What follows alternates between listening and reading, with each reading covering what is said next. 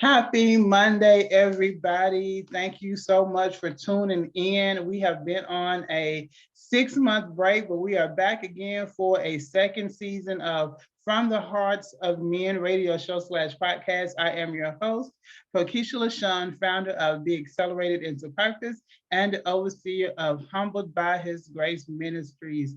As you may remember, or you may have forgot since it's been a while, this show is the virtual sequel to the book that I wrote last year titled From the Heart of God to the Hearts of Men. So now we are speaking to different men from all walks of life and hearing what their God transformations or God inspired transformations are. And so we are super excited to get started on this journey again. And today I have a young man who is a single father, who is also the founder of and let me make sure I say this right, the Nicholas R. Jones Memorial Scholarship Fund, through which he has done so many different drives. I'm talking food drives, homeless drives, backpack drives, and so many other different drives, and he'll tell you a little bit more about that. So I am happy. I have actually had a chance to work with him myself, and he was also the recipient of the I Am My Brother's Keeper Men of Greatness Award in 2019. So I am happy to present to many of you, to our listeners on today, Mr. Raymond Jerrod. Thank you so much for being here. Tell us a little bit about you before we get started. Like you said, I'm a single father, got a 9-year-old, Jalen Jerrod. Pretty much about me is just trying to be a great father, a friend, a son, and just somebody that he can look up to as someone that can inspire him for the future. So me, it's just all about just being an inspiration to him and trying to be an inspiration to others. Awesome, awesome, awesome. Well, we'll get more into your business and your scholarship fund and the different drives that you do as we continue the conversation. So y'all, for this season, last season, we were blessed and graced by 16 different men who shared their stories of how God showed up in their life and changed their life. This season, we're doing it a little bit different, and we're actually going with the question or the theme, were it not for the hand of grace of God. I'm not finishing, and then we're letting the men just finish that out. So Raymond, I just want you to share, were it not for the hand of the grace of God, and whatever comes to your mind on how you want to complete that. For me, being a listener, being motivated, he pushed me to start my nonprofit, because I held on to that for years, just like, no, don't want to do it. And, you know, it took me a couple of years, and finally he was just like, look, you got to do it. You got some people out there that need what you want to do, need what you want to bring. You got students that you need to help. And so I finally went ahead and started doing started the scholarship, did the scholarship application, and 2 years later, started in 2015. Awesome. Now tell us a little bit about the scholarship. Well, it's the Nicholas R. Jones Memorial Scholarship Fund. It's in honor of my best friend, Nick Jones, who passed away on August 20th, 2007, to a random act of violence, unfortunately. And we were best friends, and we did everything together. And we always said that, you know, once we got rich and got big and became famous, we would come back to North Little Rock and bless people. But since he passed away, I decided to create this nonprofit and book scholarship at my high school, at North Little Rock High School, and give a $500 book scholarship to a graduating minority senior. So when they go to college, they can have some books, not all their books paid for, but some of them, because we know now with inflation and everything, books are extremely high. So $500 we felt could be something to, you know, somewhat lighten the load. And then we also do various drives in the community, like backpack drives, hygiene drives, toy drives, clothing drives. And then we adopted a highway a couple years back to clean up the highway, to keep his name going on and on when we're all gone. What else do we do? Feed the homeless. Mm-hmm. So we're just all about just trying to do various things to help people, like we just did today. This morning we Right. worked with the Arkansas Food Bank, and they were giving, we were putting 5 pounds of potatoes together so they can give them to families in need at some point in time. So it was a great feeling to have volunteers out there. My son Jalen, he's been doing that with Arkansas Food Bank since he was 4 years old. Out Wow. there, it was great. He wasn't able to go last month when we did it, so it was a great feeling. It's always great to give back because somebody helped me go to college. Somebody did something for me. So what better way to do that is to give back now, and it's inspiring my son because he's always wanting to do something to give back to people all the time now. So it's a great feeling. Awesome, awesome. So let's go back a bit. You said you mentioned that you are so we know you're a single father, and you mentioned being a good, better listener and a motivator. So let's go back to that. So how has the hand of God shifted or shaped you as a father? For me, a lot. I was kind of in the scope, just kind of like young, in a sense, dumb in reference to, because I didn't know anything about being a father. My ex-wife was more the woman, the person that knew a lot about kids and raising kids. So listening to friends and family members about like, hey, you need to do this, you need to do that. And for me, while I really don't like to listen to people a lot. I'm more of a stubborn individual. I like to really, whatever I feel in my head, that's where you need to go. But over time, I start listening to people and reading books, reading the Bible. And over time, those things help me and put me in a situation of being a better listener, being a better motivator, being a person that wants to inspire even more, and be able to see the things where I'm doing wrong and be like, okay, you need to change your ways or this can happen. So it opened my eyes to doing the right things better, in a sense, for me. Gotcha, gotcha, gotcha. So what kind of advice, so based on what you've gone through, what kind of advice would you give to other young men who may be struggling as a father, who may be struggling, with their relationships? What kind of tips can you give us? I would say the biggest thing is talk to someone.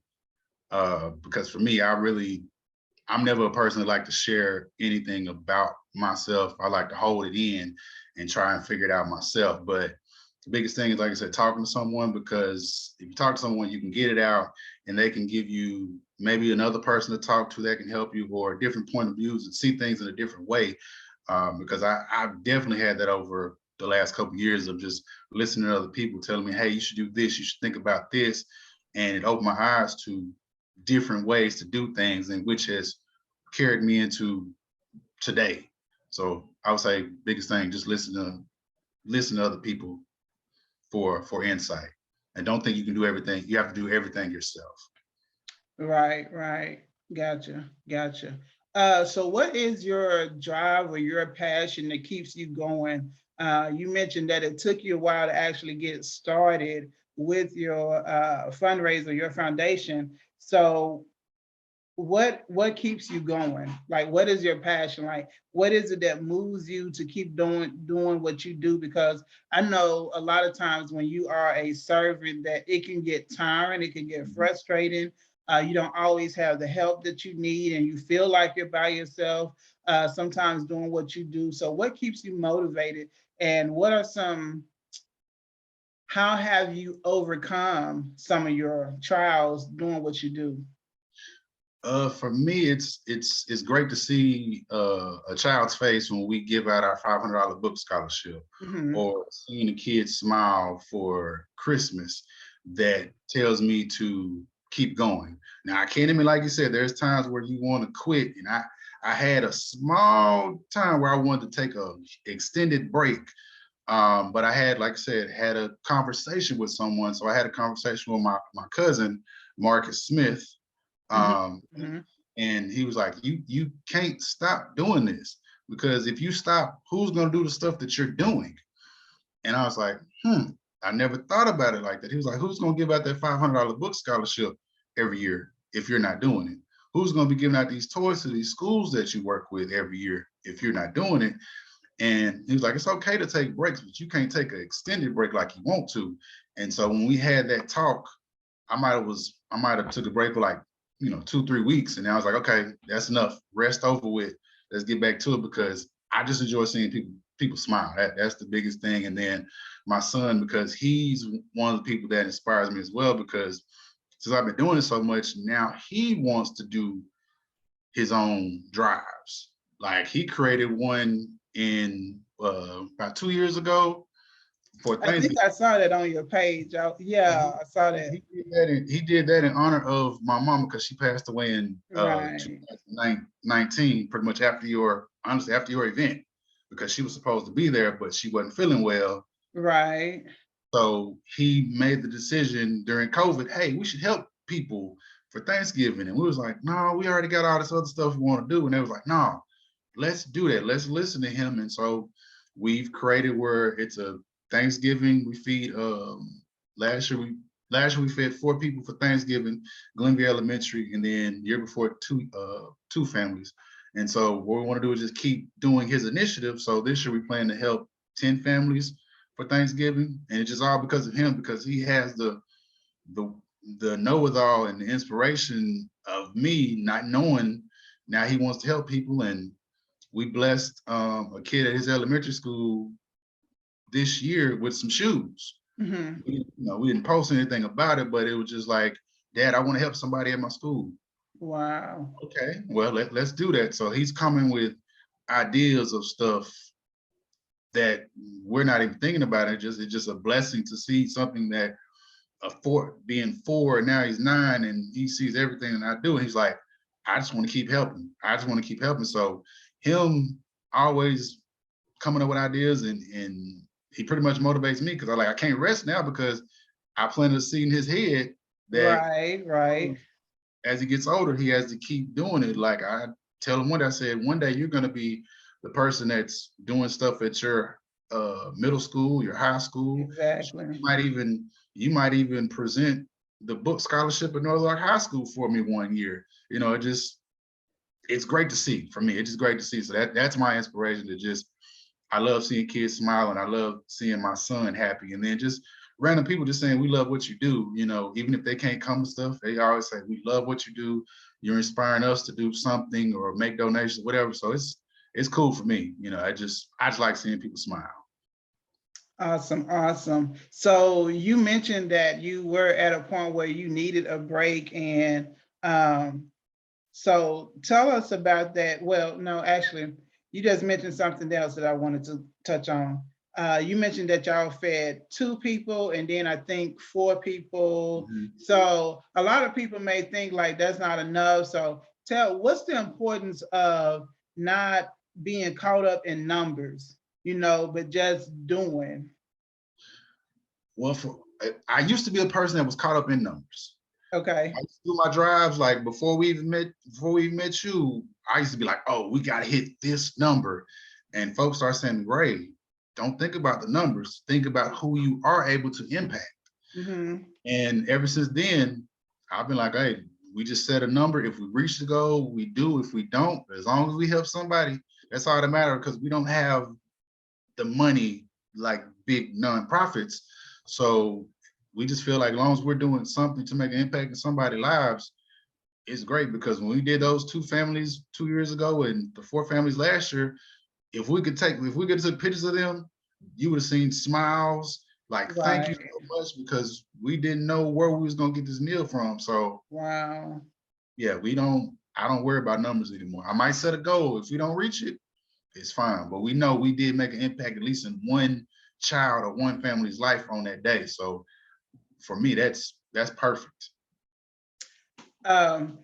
Listening to you just said we did make a smile or put a smile on at least one person. So let's talk about your motto, changing lives one person at a time.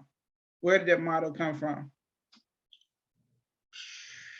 Honestly, I just made it up one day. Uh-huh. To be honest with you, I just really just made it up one day. I don't know. It just popped up out of thin air, and it fits, because we feel that each person can change a life. Just like we have T-shirts that say, well, you can't see it right now, but it says, I change lives. What about you? And that's pretty much in the essence of letting everybody know that You can change your life in your own way. If it's a doctor, nurse, lawyer, whatever the case may be, you can do something. Everybody doesn't have to do the same path of changing their life, but Right. you can. So just like changing lives one person at a time, we just go on each one that we've changed. Just the reference to the book scholarship. We've been able to give out 14 $500 book scholarships since we started. So we've been able to change a life that, in a sense, they got that money for books that helped them go to school in some shape, form, or fashion. And now I'm pretty sure a lot of them have graduated, doing great things in life. So that has been something fulfilling for us to see that we have at least been able to change life in that aspect, for those book scholarships for sure. So I like to get real. I like to be raw on this, because people, we living lives and people want to know and understand things. So I want to ask too, because I know from doing what I do, sometimes you don't always have the resources. And a lot of people think that, well, I don't have the money for this, or I don't have this, and so I can't do. How has that been for you? Like, I'm sure, have there been times when you had to come out of pocket for yourself? Have there been times when you had to come out of pocket to fund something or to do something? Tell us a little bit about that, again, because we're talking about, again, how the hand of God or the grace of God has pushed us into something. So how was that for you when you've had to come out of pocket? What went through your mind? Did you second guess it? Did you question, like you felt like you needed to do something, but it was like, well, I don't really have the resources, but I'm going to do it anyway. Tell us about some instances of that. Well, honestly, throughout my whole being having this nonprofit, from time to time, especially in the beginning, I was spending my own money. I was spending my own money on for t-shirts, the drives. If I had like an event, I was spending money on the event and let people come out and do whatever they, if we're trying to have like an event to just let people come out and have fun, I was spending money on all that. Now over time, we do get donations. That's not a big amount of number for donations. I still donate to every drive I have, because I don't want to be a person that, okay, well, I got people donating, now I don't have to donate any money myself. Right. So I'm always doing that, but it's tough because I wish I didn't have to worry about having anybody donate.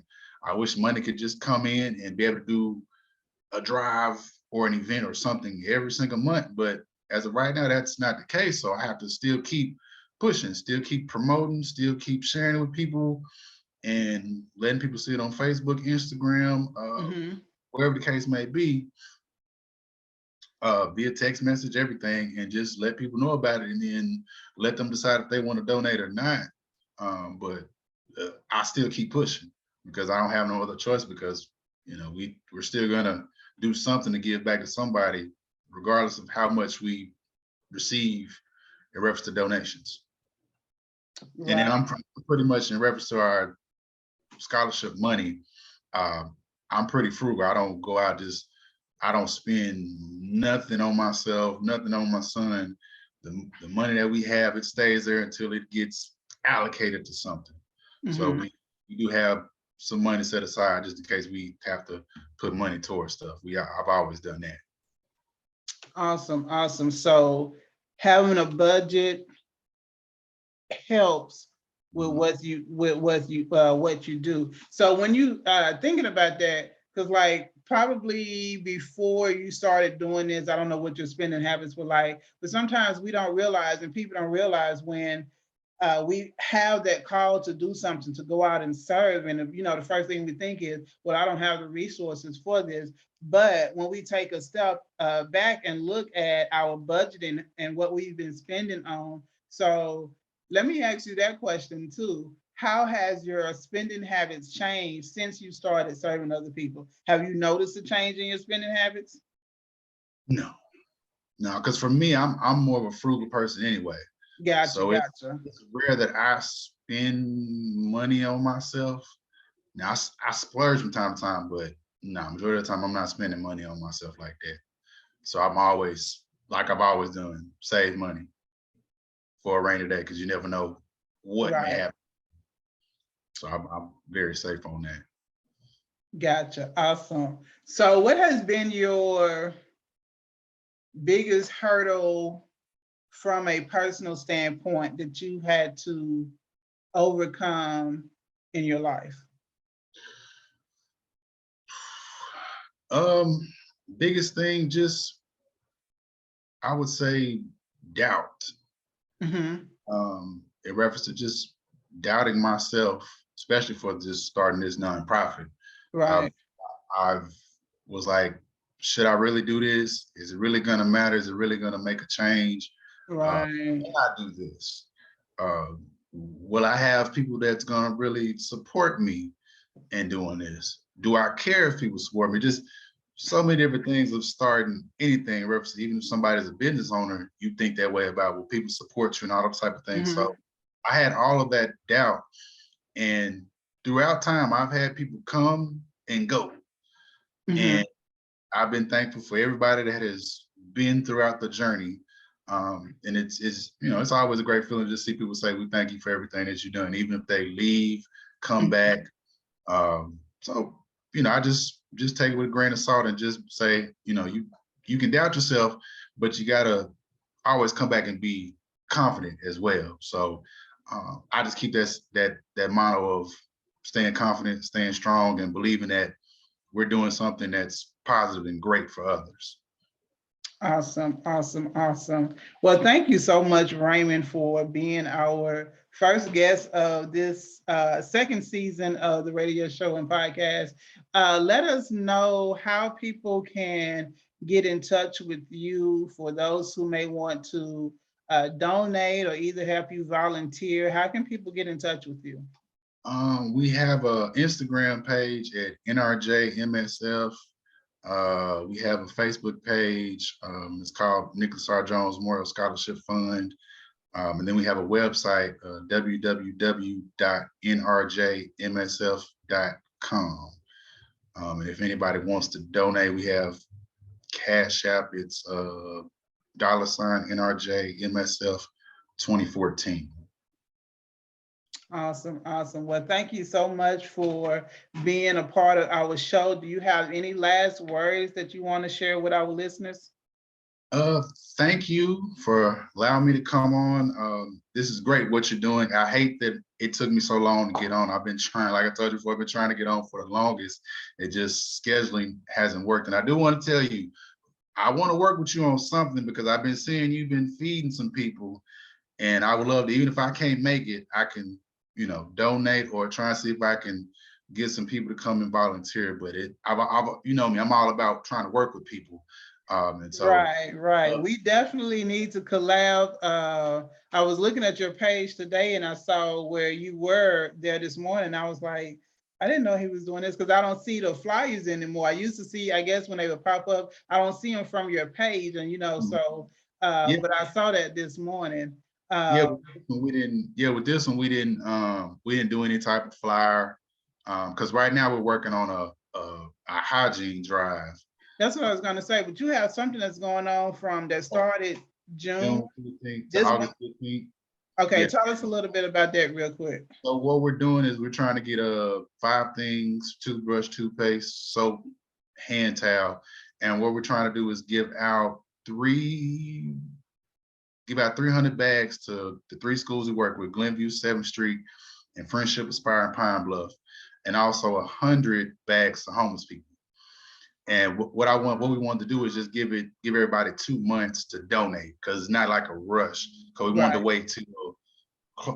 wait till school started so we can actually give it to the kids at these schools. So we didn't want to be like, oh, just do it for a month. No, let's give it time. We can give it time for people to make a donation. So that was just something we thought about. So that's why we really didn't worry about posting about the food bank, doing the actual flyer for that, because we want to have more focus on the hygiene drive. How people are want to focus, don't want to have too much going on. They be like, oh, you got too much going on. So we decided just to Gotcha. the hygiene drive, because that's the one that's going to be more helpful to the schools.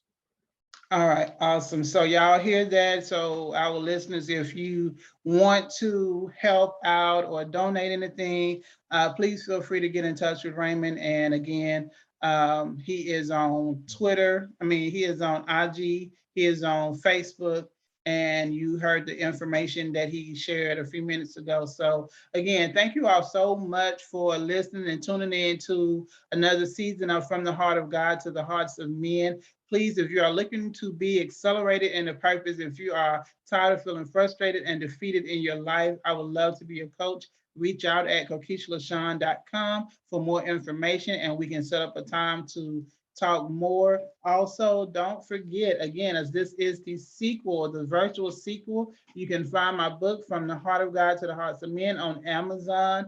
And again, thank you, Raymond, for being our Thank you. first guest of the new season. Thank you all for tuning in. I appreciate your patience. I appreciate your time. And with that being said, have an awesome Monday. Be blessed, stay blessed, and remember to be a blessing to someone else.